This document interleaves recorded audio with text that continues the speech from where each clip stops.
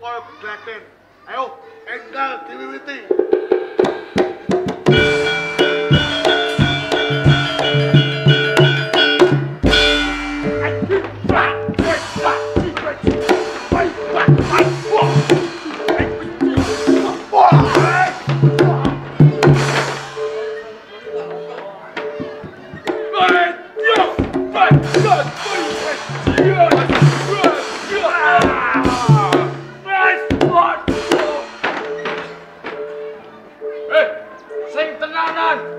Sing tenanan kan? Goblok.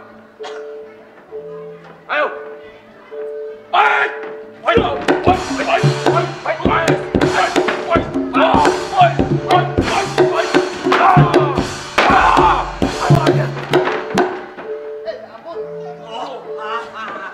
Sing waspada. Yo Kang, sepura. Oh, Singopati kakakku.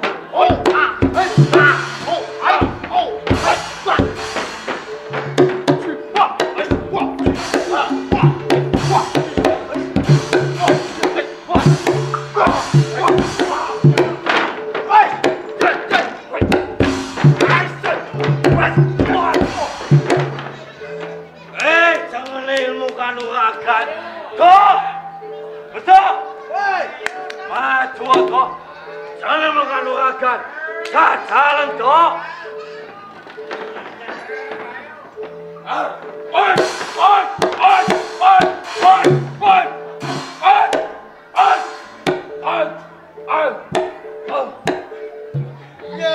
Piye? Wesel aku. Saiki ditakoni. Dadah. Tak baleni pisan Mas. Sana. Watos yo watu. Kowe watu. Tak jajal aku yo. Jajalan. Yo arek. Ayo, watos. Ngelmune apa, Kang? Jangan ini ki yo. Apa? Bandung Bondowoso.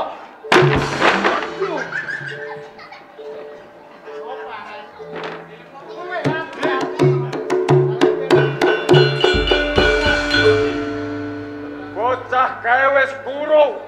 Aja tos bandrela karuan. Iya Kang, aku mau kepengen buktekke yen dadi brandal kutune kulite atos, balunge yo atos Kang. Bener. Kan. Ana apa? Wis sawetara suwe bocah-bocah lan kowe manggon ana ning Buah Klothok. Kamangka saben dina isine kon gelut lan gelut. Iki kapan lembut gawe, kapan le oleh duit. Aku yo mudeng pekarepanmu. Wis ana seminggu awak dhewe iki wong tok kala mangsa. Nah, kowe kok ngerti? Awak dhewe iki mangane konti. Yo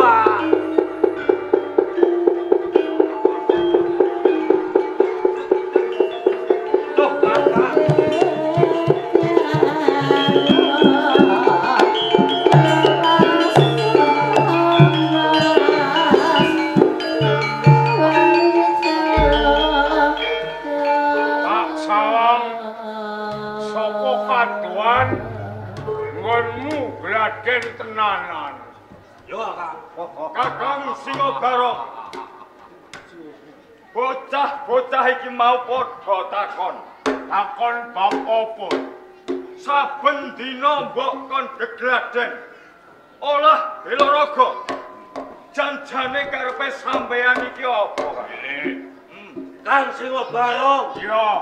Monggo wis suwene seminggu. Bocah-bocah iki urung padha ngrasakno mangan. Aja kuwatir. Wong menawa kabeh iki mengko dalaning kepenak urip. Kowe tak gladen perang. Kowe tak welek kanuragan. Kowe ditamani gaman ora tumomo. Kowe kabeh uga ora tumomo. Iki kena kanggo sang mergo kowe lan aku iki mung ngestokke dawuhe Kanjeng Pangeran Kresna. Iswara. Kersane aku kudu sabiyantu. Yen aku mengko bisa sabiyantu kersane Kanjeng Pangeran Kiswara, aku bakal diparingi diganjar. Kowe kabeh iku go bakal kepenak uripku. Mong aku durung nampa dawuh, karepe aku kudu kon kepiye. Mula iki mengko ngranti. Gari dawuhe Kanjeng Pangeran Kiswara aku lan kowe kon kepiye. Oh, kaya ngono kan? Yen wis lakon aja kuwatir. Kepenak uripku. Aku sing tanggung. Yo, manut sampeyan apa? Wah, ngomong Pangeran.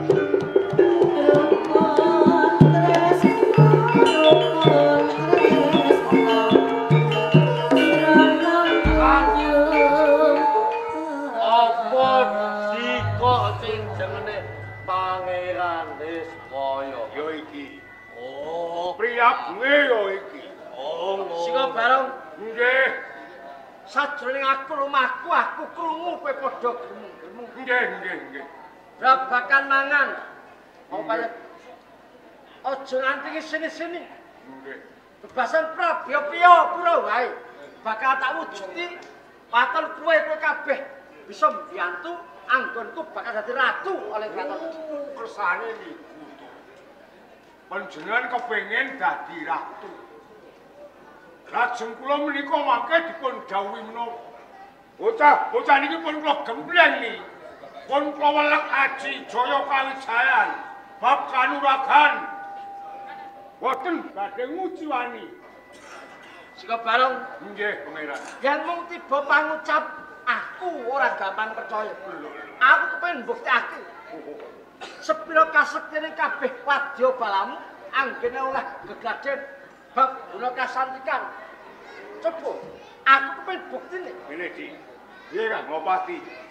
Jemperan arep ben priksa yen kowe iki wong sing kandel kulite. Yo Kang dibuktekno kudune. Kok priksani pangeran. Buktekno sih. Kowe dhisik apa aku dhisik Kang? Gaman iki no. Ono, jojoan dhewe. Sing pangeran Amakno monggo yen dipun sawang. Kanjeng Pangeran ken percaya Kang.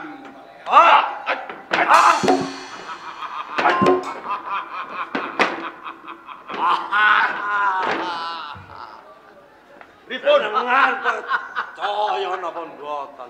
Aku percaya marang kowe kabeh. Yang sing kurang den. Ya wis. Aku wis percaya marang kabeh kasetan. Iki ana pegawean. Kan kanggo miwiti anggonku kepengin dadi ratu oleh kraton Kediri. Damel dadakan. Iya, Damel geger ngoten napa pripun? pulunanku Pangeran Palwaka. Oh, pangeran Pak. Lembhe wae kawini suda dadi Pangeran Pati. Sedhela maneh dadi ratu oleh kraton Kediri.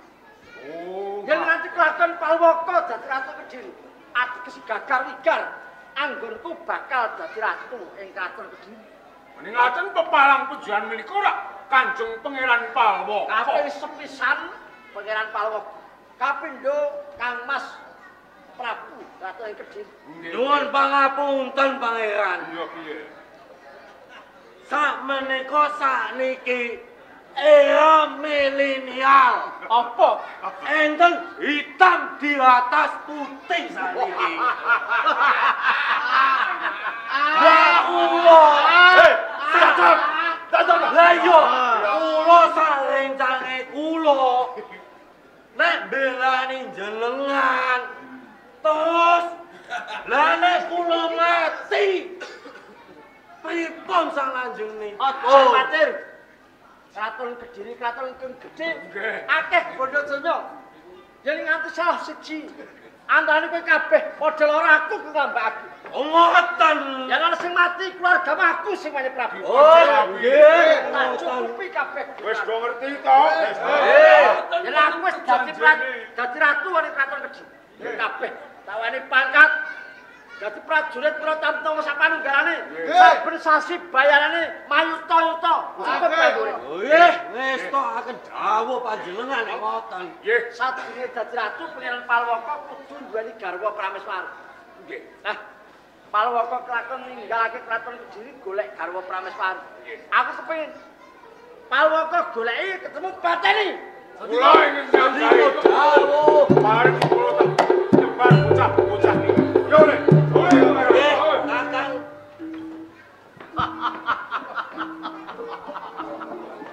Yen Palwaka wis mati, ateges aku bakal dadi ratu ing kraton Kediri.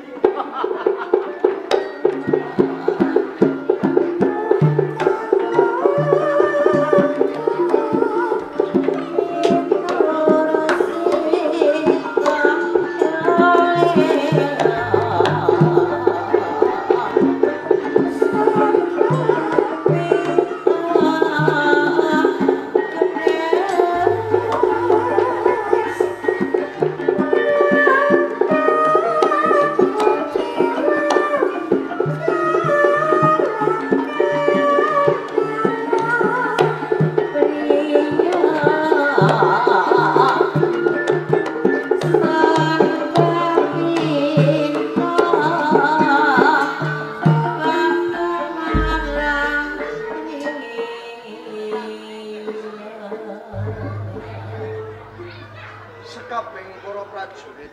Nggih. Mundi dawuh ngersaning Kanjeng Rama Sri Pamektas sing bakal aku kudu jumeneng ratu ana ing Kediri. Nanging sadurunge aku jumeneng ratu ana ing Kediri, bebasan kudu duweni garwa luwih dhisik.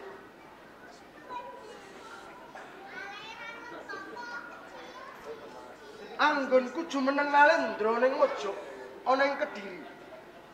Kowe kudu ana bapa raja, kudu ana ibu ratu. Inggih leres menika pangeran. Mula sing tak jaluk kowe kabeh ayo bebarengan nderekke aku. Inggih. Mula titi aku Gajah Rimang dicepake. Atus semangaken sendika dawuh.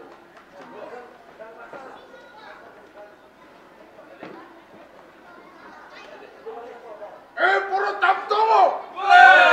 Soko bakar angestu sanjata lumaksana kita. Tadyo!